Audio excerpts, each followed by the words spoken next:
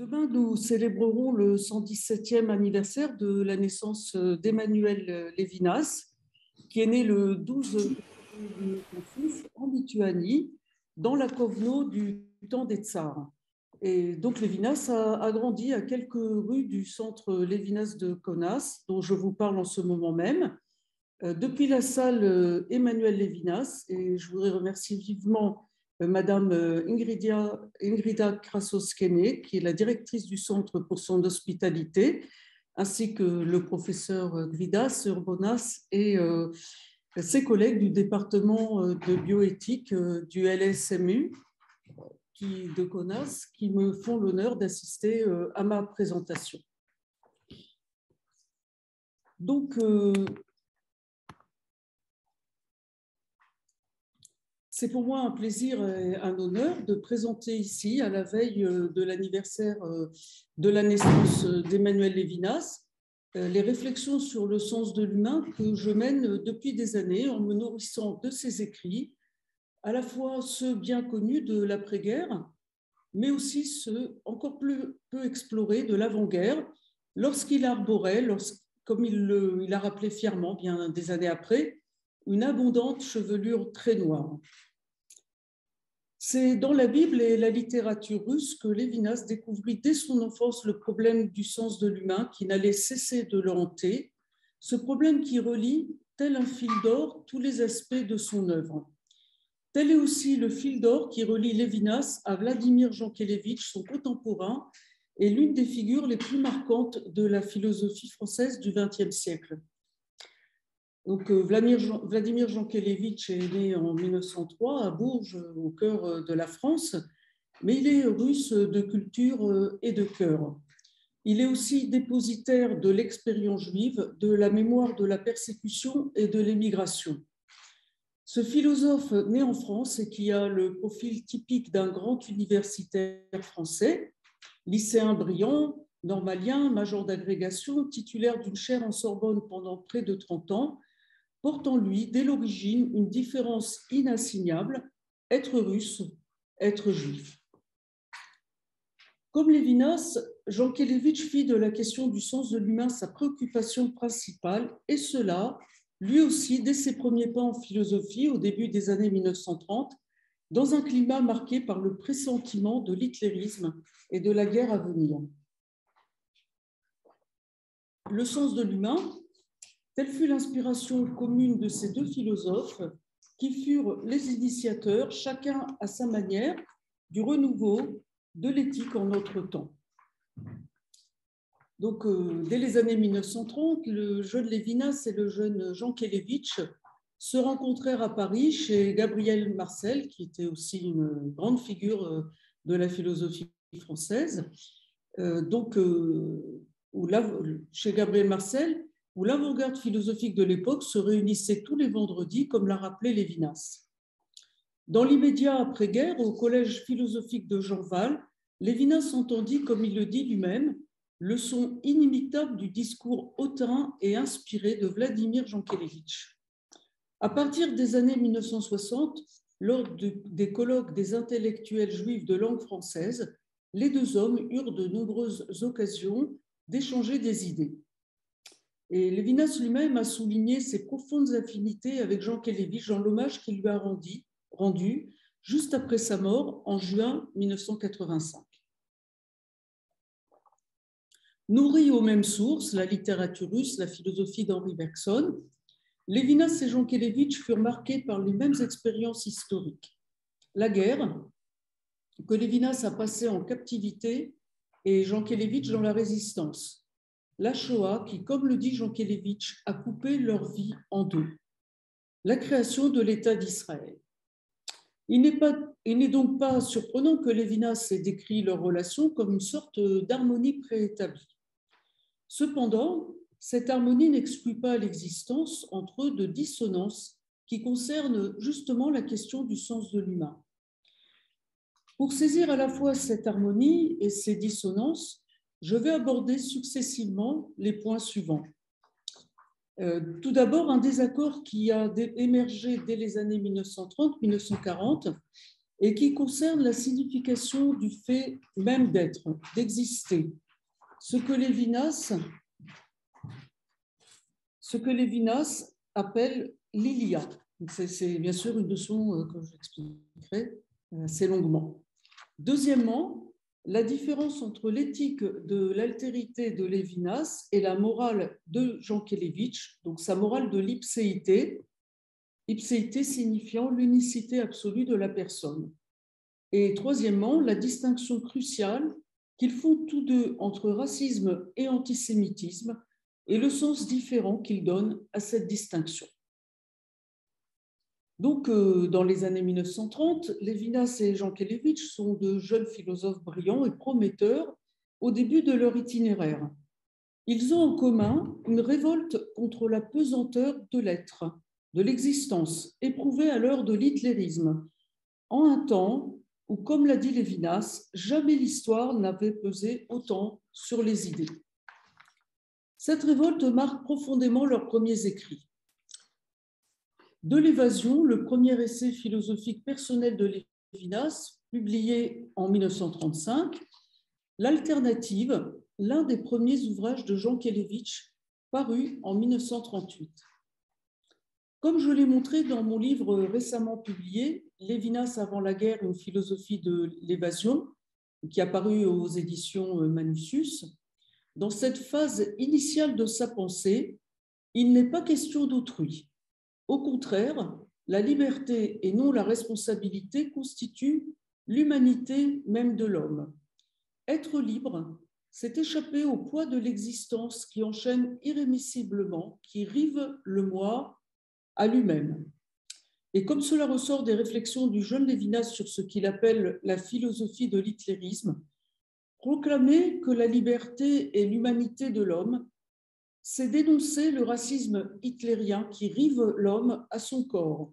C'est aussi mettre à nu le caractère sans précédent d'un antisémitisme qui rive le juif à sa judéité, d'un antisémitisme qui définit la judéité par le sang et la race, de sorte que nul ne peut plus y échapper, fût-ce par la conversion.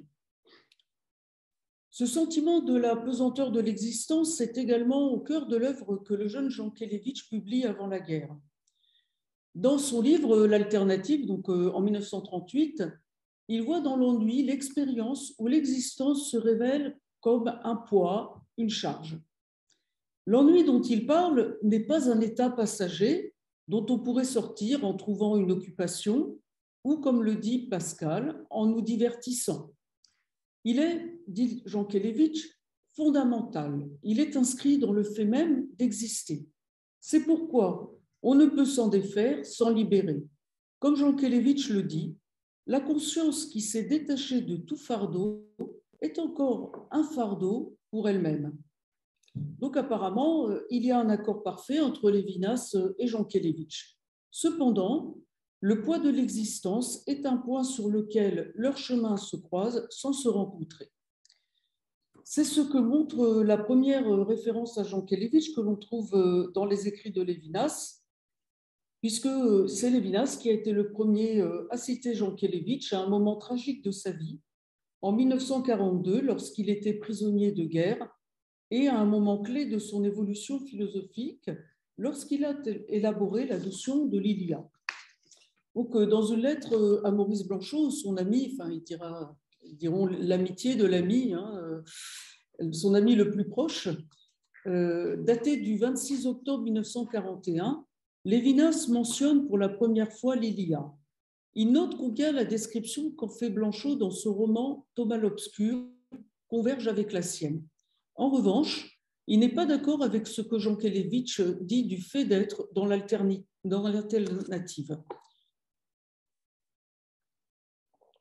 C'est ce qui ressort du deuxième des carnets de captivité de Lévinas, écrit en 1942, alors qu'il est encore incarcéré en France, peu avant d'être envoyé dans un stallage en Allemagne. Voici le passage que j'ai revu. Chez Jankélévitch, le fait du « il y a » n'apparaît que comme le poids de l'existence pour une personne, comme l'ennui. Ce qui est important pour moi, c'est le plan même de l'il y a. Jankélévitch parle du poids de l'existence tel qu'il est éprouvé par une personne. Le fait d'être garde donc encore pour lui un caractère personnel, humain. Lévinas se veut plus radical. Il envisage le fait d'être en lui-même, dans son impersonnalité et son anonymat. Comme il le dira après la guerre, dans son ouvrage De l'existence à l'existant, qui paraîtra en 1947, le fait d'être en lui-même, doté d'une inhumaine neutralité. Et déjà en 1942, la nuit est pour lui, comme il l'écrit à Blanchot, l'expérience même de cet anonymat propre à l'Ilia. Et c'est une expérience que nous avons tous fait sans doute. Dans l'obscurité, les formes des choses se dissolvent, leurs contours s'estompent, mais les choses elles-mêmes n'ont pas disparu pour autant. Ce qui subsiste, c'est le fait même qu'elles sont, leur pure présence. Et c'est justement la présence même de ces choses indéterminées, de ces choses que l'on ne peut plus identifier, distinguer les unes des autres, définir, nommer, que Lévinas appelle l'Ilia. Et d'ailleurs, ça peut nous inspirer une horreur qu'il décrira, l'horreur de l'Ilia. Je passe maintenant à la première des références que Jankélévitch a faites à Lévinas. Dans Philosophie première, qui est son grand traité de métaphysique paru en 1953, il renvoie explicitement en note à l'article intitulé Ilia que Lévinas a publié une première fois en 1946, puis l'année suivante dans De l'existence à l'existant.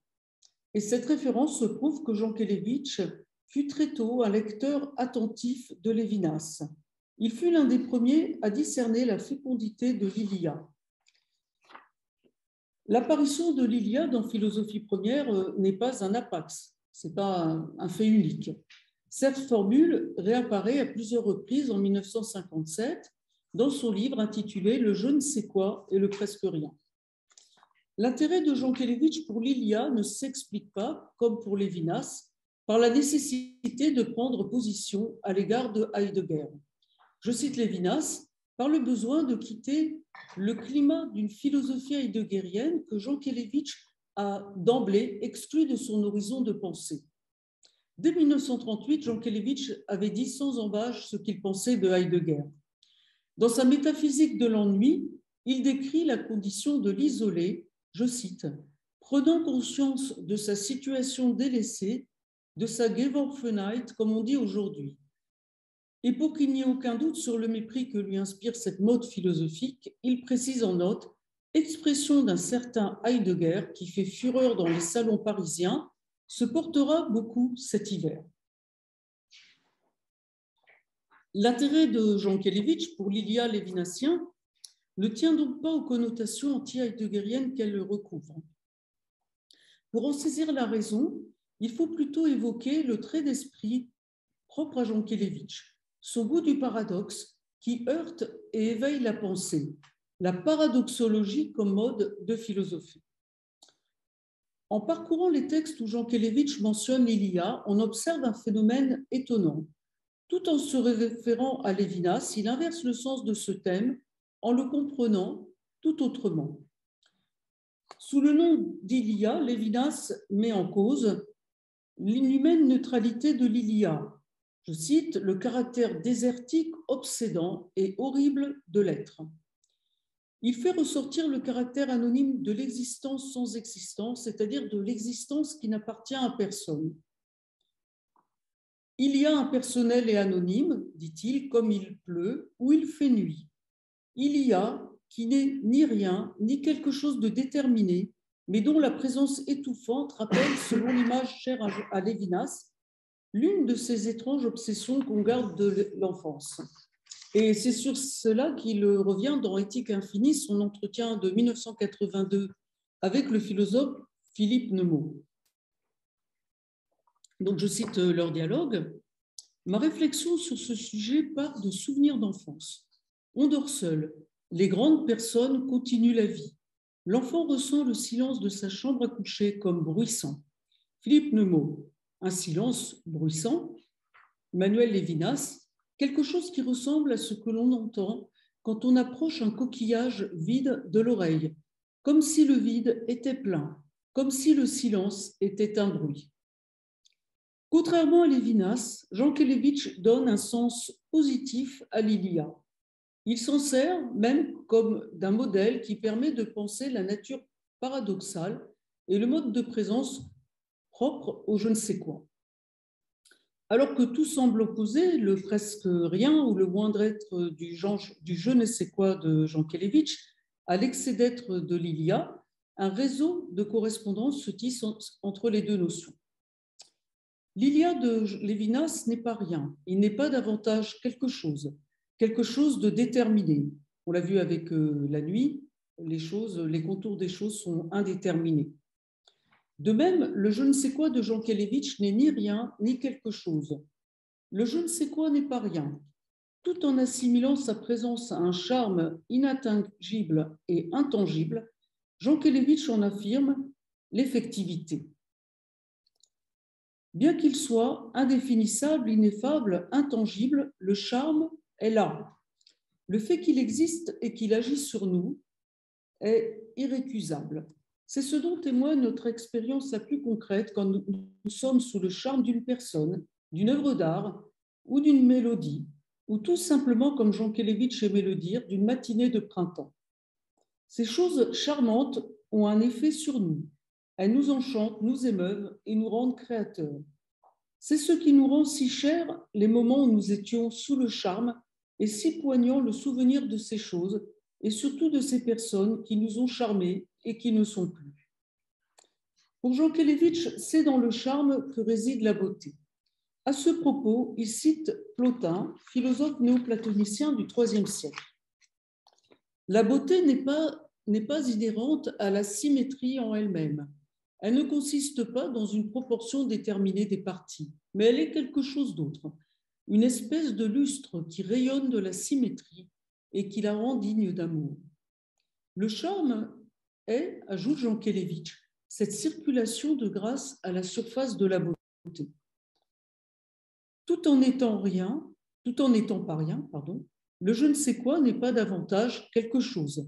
Toute tentative d'attribuer le charme de sa présence diffuse mais effective à la possession de telle ou telle qualité reviendrait à le dissiper.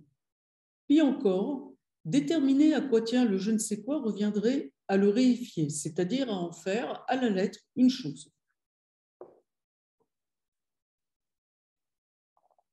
Rendre compte de la présence du je ne sais quoi sans le réifier, telle est la raison de l'affinité de Jankélévitch pour la notion lévinassienne. L'Ilia manifeste l'existence d'une réalité qui est tout simplement, comme il y insiste, il y a et non il y a quelque chose. Il y a qui est déclaration de présence en général et de présence effective. Jankélévitch dit même que le je ne sais quoi est anonyme parce que d'emblée innommable. En soulignant son analogie avec l'Ilia neutre et impersonnel, Jankélévitch met au jour le caractère indéfinissable et impensable du je ne sais quoi que l'on peut tout au plus entrevoir, dont on peut évoquer la quodité sans jamais presser au jour la quidité, dont on peut affirmer qu'il est sans jamais pouvoir dire ce qu'il est. 4 ans après Philosophie première, donc en 1957, la dilection de Jankélévitch pour l'Ilia se confirme dans le je ne sais quoi et le presque rien. Et à nouveau, il y inverse le sens de la notion lévinassienne en lui conférant un sens positif. Il la met en relation avec les thèmes clés de sa métaphysique. En premier lieu, avec le temps. Pour Jankélévitch, disciple de Bergson, l'être, je le cite, l'être est tout devenant et temporel de fond en comble. Le temps ou le fait de devenir est, dit-il, le je ne sais quoi par excellence, ou l'Ilia sous la forme continuée. Ce qui est ineffable et impensable dans le temps, c'est ce que Jankélévitch appelle l'ipséité. Puisque le temps est irréversible, chaque instant de notre vie est absolument unique et donc infiniment précieux. Il est, comme le dit Jankélévitch, prime ultime. Il est à la fois le premier et le dernier. Le semel factif, il n'a lieu qu'une fois dans toute l'éternité. Et je passe à présent à mon second point. L'éthique de l'altérité de Lévinas, c'est la morale de l'ipséité de Jankélévitch. Dans son hommage à Jean Kelevitch en 1985, Lévinas lui a... Solange, excuse-moi, oui, vas-y. Oui, je suis en réunion Zoom.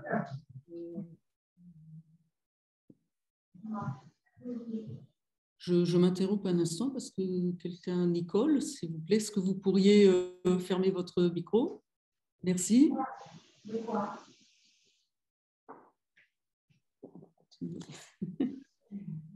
Au moment à Jean Kelevitch, Lévinas lui attribue une conception de l'éthique.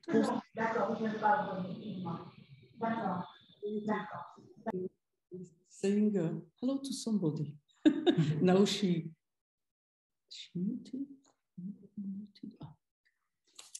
Dans son hommage à Jean Kelevitch, Lévinas lui attribue une conception de l'éthique pensée d'une façon rigoureuse comme philosophie première. La mauvaise conscience en 1933 et après la guerre, le pardon, le pur et l'impur, et surtout le traité des vertus. I didn't quote the titles in English because there are not so many. These books haven't been translated except for bad consciousness and forgiveness by Andy Keller, who is with us. Je reviens au français. Les titres des ouvrages de Jean Kelevitch expriment éloquemment la priorité qu'il accorda à la morale dès le début et tout au long de son itinéraire. Dans Le paradoxe de la morale, son dernier ouvrage, paru en 1981, il persiste à considérer la philosophie morale comme le premier problème de la philosophie. Et de son côté, Lévinas voit dans l'éthique la philosophie première. Jean Kelevitch et Lévinas partagent donc l'idée que l'éthique n'est ni une science des mœurs, ni un système normatif, ni une branche de l'arbre philosophique, fût-elle, comme le voulait Descartes, la branche la plus haute. La recherche d'une voie moyenne, d'un juste milieu, leur est profondément étrangère. Comme le déclare Jean Kelevitch, honni soit la morale de l'épicier ou du boutiquier, honni soit le langage de l'acténus, jusqu'ici, mais pas au-delà, jusqu'à ce point, mais pas plus loin. Certes, Jean Kelevitch met sa morale sous le signe de l'amour, un terme dont Lévinas a toujours usé avec circonspection. Mais cet amour qu'il érige en impératif inconditionnel et en commandement catégorique ne le cède en rien par sa radicalité à la responsabilité infinie pour l'autre personne dont parle Lévinas. L'amour, écrit Jean Kelevitch, attend de moi non pas une réponse platonique, mais un acte. Je suis personnellement concerné, instamment interpellé par l'urgence drastique d'une demande où ma vie entière immédiatement et passionnément s'engage. Comme le rappelle si souvent, tel fut pendant la guerre l'engagement des résistants. Pour Jean Kelevitch, la morale est une extrême exigence. Tout le monde a des droits, sauf moi. Lévinas a vu dans ce principe, je le cite, le résumé de l'éthique de Jean Kelevitch. Et il y a souscrit sans réserve en le reformulant ainsi: nous n'avons pas de droits, c'est toujours l'autre qui a des droits. On trouve dans leur œuvre respective bien d'autres textes qui se répondent l'un l'autre, illustrant le souci éthique qui leur fut commun. Jean Kelevitch oppose à la philotie grecque, à l'amour de soi, le commandement biblique qui prescrit d'aimer son prochain comme soi-même. Le moi égoïste est, dit-il, ce personnage adipeux qui dit je, moi, nous autres, qui intercepte le soleil et le chant des alouettes. Avec la fougue de ses 20 ans, Jean Kelevitch raillait ainsi l'un de ses camarades qui l'abreuvait du récit de ses vacances, sans jamais lui demander de ses nouvelles. Comme ils sont odieux, ces gens qui sont hypnotisés par leur propre moi, par leur voyage, par leur santé, par leurs examens, par leur intéressante personne et par leur précieuse tribu. Contre l'égoïsme, l'amour du prochain est cette situation où, dit Jean Kelevitch, l'ego est en quelque sorte énucléé de son égoïté. Comme lorsqu'on énuclée un fruit quand on extrait son noyau, aimer son prochain, c'est être vidé du noyau dur de l'égoïsme qui est en nous.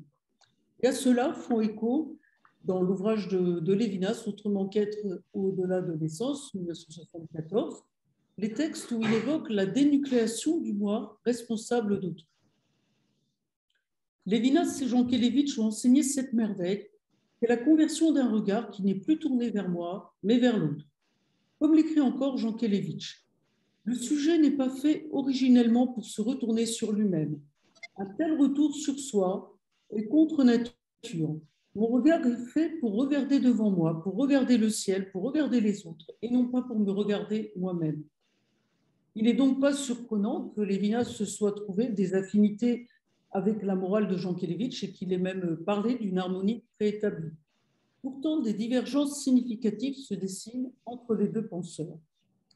La distance entre Jankélévitch et Lévinas est celle qui sépare une morale de l'ipséité d'une éthique de l'altérité. Et l'ipséité, qui est une notion clé de la métaphysique de Jankélévitch, est également au fondement de sa morale. Cela est déjà sensible dans De l'ipséité, un article de 1939 qui est très important puisque Jankélévitch y pose la première pierre du traité des vertus, un grand traité de morale qui paraîtra 10 ans après, 1949. Dans son article de 1939, il énonce l'unicité absolue de la personne, très pure et incomparable. Il y affirme également son caractère proprement inestimable, argument en vertu duquel il s'opposera farouchement, après la guerre, à toute prescription de crimes nazis, au pardon, de ceux qui n'ont jamais demandé pardon. Voici donc ce qu'il écrit en 1939. Quel expert apprécierait à sa valeur celui dont il n'est dans toute l'histoire du monde qu'un seul exemplaire, la cime et la fine pointe de l'irremplaçable, l'apax par excellence, la personne, enfin. Il évoque, je le cite, la semelle factivité extrême de l'unique qui apparaît, non pas une fois l'an comme les solennités et les anniversaires, ni une fois par siècle comme les comètes et les monstres, mais une fois dans toute l'éternité, une fois, et puis jamais plus. La distance entre la morale de l'ipséité et l'éthique de l'altérité se reflète dans les analyses que Lévinas et Jankélévitch consacrent respectivement à la responsabilité. De prime abord, la différence qui les sépare semble infinitésimale. Pour Jankélévitch comme pour Lévinas, la responsabilité est totale, absolue et désymétrique. Je n'ai que des devoirs sans droits, l'autre n'a que des droits sans devoirs. Elle est également incessante, de sorte que nul ne peut se substituer à moi. Avec son ironie coutumière, Jankélévitch fait ressortir l'abîme qui sépare le terrassier de l'agent moral. Dans les travaux de terrassement, peu importe de savoir qui a fait, pourvu que la chose soit faite. En morale, au contraire, peu importe que la chose soit faite. Si ce n'est pas moi qui l'ai faite, si je n'ai pas souffert pour elle, si je n'y suis pour rien, ma participation est la seule chose importante. Mais en examinant de plus près ces énoncés, on y relève la distance qui sépare Jankélévitch de Lévinas. Chez Lévinas, le fait que le moi est absolument unique ne va pas de soi. L'unicité du moi dépend de la responsabilité pour autrui, du fait que je suis le seul auquel cette responsabilité incombe. Ce que Lévinas appelle l'élection, et d'ailleurs c'est exactement ce qu'il dit pour l'élection d'Israël, ce n'est pas un privilège, mais un surcroît de responsabilité. En revanche, chez Jankélévitch, l'ipséité est, comme il le dit, inconditionnelle. Elle se fonde elle-même et tout le reste avec soi. L'unicité de la personne ne dépend pas de sa relation avec autrui. Elle est inscrite d'emblée dans son être même. Pour Lévinas, la responsabilité est hétéronome. Elle vient d'autrui et non de moi, d'un choix libre ou de ma volonté. En d'autres termes, ce n'est pas parce que je suis libre que je suis responsable, comme on le pense d'habitude. C'est la responsabilité qui est première. La responsabilité métempirique dont parle Jankélévitch a au contraire sa source dans mon ipséité, dans ma volonté, il dit même dans mon intentionnalité. En vertu de l'unicité absolue liée à ma qualité de personne, je suis le seul à pouvoir remplir cette responsabilité qui m'incombe. Comme il l'écrit, c'est de moi qu'il s'agit, c'est à moi de le faire, car le bien et le devoir, dans l'optique égocentrique de ma responsabilité pour moi, sont mon affaire personnelle, comme la mort propre, ma mort, est mon affaire personnelle. Personne ne peut me remplacer pour la mort. Ma responsabilité n'est pas le cas particulier d'une loi générale qui énonce que tous les hommes ont des droits et des devoirs, que le devoir est quelque chose qui se donne en partage. Conjuguée à la première personne, elle se révèle irréductiblement mienne, proscrivant les dérobades, les prétextes et les échappatoires. Les deux philosophes diffèrent également par leur manière particulière d'énoncer l'exigence éthique. Alors que Jankélévitch développe une morale du paradoxe, l'éthique de Lévinas emprunte, surtout à partir de 1974, ces années 1970 et d'autres enquêtes, la forme de l'hyperbole. Cette différence n'est ni stylistique, ni rhétorique. Elle a une incidence sur la façon dont il pense l'humanité de l'homme. C'est sur ce point que se manifeste de nouveau leur proximité et la distance qui les sépare. Leur proximité réside dans l'importance qu'ils accordent à l'idée d'altérité, au fait qu'autrui est autre que moi. La distance tient au fait suivant. Alors que Lévinas donne à l'altérité un sens hyperbolique en l'apportant à l'absolu, Jankélévitch s'attache davantage au paradoxe dont il considère qu'il est propre à l'hominité de l'homme, qui est faite à la fois d'identité et d'altérité, du désir d'être à la fois le même et l'autre. Et donc, cela m'amène à mon troisième point. Lévinas et Jankélévitch sur le racisme et l'antisémitisme. Ce qui est vrai pour l'humanité de l'homme l'est aussi pour l'être juif. Jankélévitch choisit le langage du paradoxe pour décrire cette contradiction qui caractérise le fait d'être juif. Être soi-même et un autre, proche et lointain, semblable et dissemblable, comme il le dit, semblable, le paradoxe du semblable différent. Lévinas et Jankélévitch ont tous deux vécu dans ce que Lévinas appelle le souvenir de l'horreur nazie. Ils ne pouvaient qu'être d'accord avec ce qui fait de l'extermination du peuple juif un événement sans équivalent dans l'histoire. Comme l'écrit Jankélévitch, je le cite, « Les crimes racistes sont une agression contre l'être humain en tant qu'être humain et non contre telle ou telle personne en tant qu'elle est telle ou telle, communiste, franc-maçon ou adversaire idéologique par exemple. Non, le raciste visait véritablement l'ipséité de l'être, c'est-à-dire l'humain de chaque être humain. » Donc Jankélévitch insiste sur ce qui est commun au racisme et à l'antisémitisme, la haine de l'humain en tant que tel.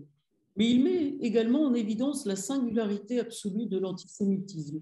Il écrivait déjà dès 1943 dans un article intitulé « Psychoanalyse de l'antisémitisme » qui est apparu dans la clandestinité puisqu'il était dans la résistance. Je le cite. « Les Juifs, en effet, ne sont pas frappés pour ce qu'ils font, pour les actes qu'ils ont commis, mais pour ce qu'ils sont. » Comme il affirme de nouveau avec force dans les années 1960 dans l'imprescriptible, quand il s'agit d'un juif, l'être ne va pas de soi. Un juif n'a pas le droit d'être, son péché est d'exister. Lévinas partage avec Jankélévitch la distinction radicale entre racisme et antisémitisme. Comme il a souligné dans l'hommage qu'il a rendu à Jankélévitch, Jankélévitch n'a jamais consenti à la banalisation de ces atrocités commises par des Européens dans une Europe chrétienne, à les considérer en tant que sociologue comme un cas particulier de xénophobie ou de racisme. Inclure l'antisémitisme dans une catégorie plus large, celle du racisme, revient à le banaliser. C'est ce qu'écrivait Jankélévitch dans une lettre que j'ai eu le privilège de recevoir de lui en novembre 1980, juste après l'attentat antisémite à la synagogue de la rue Copernic à Paris et de la manifestation monstre qui réunit à Paris, si je me souviens bien, j'ai été d'ailleurs, 200 000 personnes et à laquelle, bien sûr, Jankélévitch participa. Bien que Lévinas fasse la même distinction que Jankélévitch, il comprend l'antisémitisme différemment. Cette divergence réside une fois de plus dans ce qui sépare la morale du paradoxe de l'éthique de l'hyperbole. Lévinas considère que l'antisémitisme vise une altérité absolue, totale et infinie, Comme il le dit dans sa dédicace à Autrement qu'être, où il rappelle les noms de Yétriel, son père, de Dvorah, sa mère, et de Boris et Aminadav, ses jeunes frères exterminés en juillet 1941 au fort 7 par les milices lituaniennes, donc PEP de Kaunas. Sa mère Dvorah a survécu quelque temps dans le ghetto, je fais une petite correction, dans le ghetto de Kaunas. L'antisémitisme est la haine de l'autre homme, la haine de l'altérité comme telle. Jankélévitch, quant à lui, définit l'antisémitisme dans les termes du paradoxe semblable différent. L'être juif porte au paroxysme la contradiction humaine fondamentale qui consiste à vouloir simultanément ressembler et dissembler. Être juif, c'est être affecté par une conscience déchirée entre deux pôles. Le désir d'être comme tout le monde et le fait d'être irrémédiablement différent. En utilisant le paradoxe ressembler-dissembler, Jankélévitch trace la distinction radicale qu'il fait entre racisme et antisémitisme. Il ne s'agit pas du tout de mesurer laquelle des deux haines est la plus forte, la plus intense, la plus grave. La distinction qu'il opère est d'ordre purement qualitatif. Le racisme, ou dit-il, le sentiment du blanc à l'égard du noir, est un sentiment grossier, primitif et simple, qui vise celui dont la peau est d'une autre couleur. L'altérité qui suscite la haine raciale est visible, évidente, définissable, maximale. En revanche, la haine antisémite est dirigée contre le presque semblable. Elle est motivée par une altérité minimale, impalpable, infinitésimale. L'antisémitisme moderne a souvent visé des juifs qui, parfaitement intégrés dans les sociétés d'Europe occidentale, ne se distinguaient plus de leurs concitoyens que par cette altérité infinitésimale. En bon bergsonien, Jankélévitch, il ne se résout pas du tout à ce que l'altérité juive soit destinée par les antisémites. Dans cette altérité, un principe de mobilité, de changement et d'inquiétude. Je le cite, préservant tout homme du provincialisme de la cité close, invitant au dépassement et à l'ouverture ceux qui ne sont qu'eux-mêmes et qui peuvent si facilement s'encrouter, s'isoler dans leur quant à soi. J'en viens à ma conclusion et je voudrais conclure en parlant du sens que Lévinas et Jankélévitch ont donné à l'existence de l'État d'Israël, un sens qui a à voir directement avec le sens de l'humain. Et sur ce point, il y a un accord profond entre eux. Le sort de l'État d'Israël tenait particulièrement à cœur à nos deux penseurs. Et la formule ressembler-dissembler pourrait convenir à Lévinas aussi, également en position qu'ils adoptent à son égard. État comme tous les autres, Israël n'est semblable à aucun autre. Tous deux s'accordent pour affirmer la nécessité de l'existence nationale, politique et séculière d'Israël. Israël dit Jankélévitch, un État comme les autres, avec son drapeau, son hymne national, sa monnaie, ses frontières et ses gendarmes. Une nation figurant au Gotha des nations honorables, ayant son numéro de table à l'ONU. Et tous deux confèrent aussi à Israël une vocation qui mène au-delà du politique.